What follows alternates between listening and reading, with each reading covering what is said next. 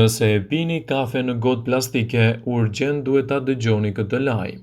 Zakonisht kur jemi në lëvizje dhe kur nuk kemi kohë, detyrohemi ta marrim kafen me vete në një gotë plastike, por kjo nuk është një zgjidhje e shëndetshme.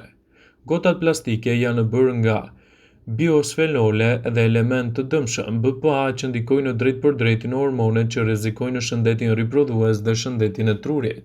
Kjo gjithashtu ndikon në qelizat alfa që janë përgjegjëse për prodhimin e insulinës. Si rezultat, ajo gjithashtu ndikon në nivelin e glukozës në tru. Efekte negative shfaqen edhe te gratë shtatzana. Nëse ato ekspozohen ndaj sasive të mëdha të BPA-s, kjo mund të ndikojë në zhvillimin e problemeve të stomakut tek foshnja. Përdorimi i plastikës ka ndikime negative në shëndetin tuaj riprodhues.